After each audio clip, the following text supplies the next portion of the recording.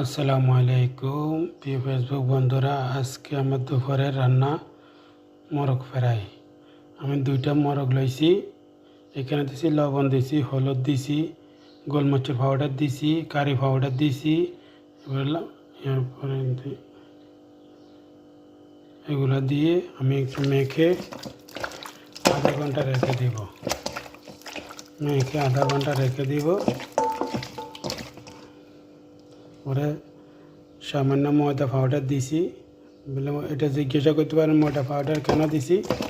যেমন মশলাগুলো ভালো করে ধরে, মুরগির থেকে মশলাগুলো যেন না যায়, ফ্রাই করার সময় যেন মোরগগুলো যেন তেলের মধ্যে ভালো করে হয়, এমন মোরগগুলো যেন না আটকে যায়।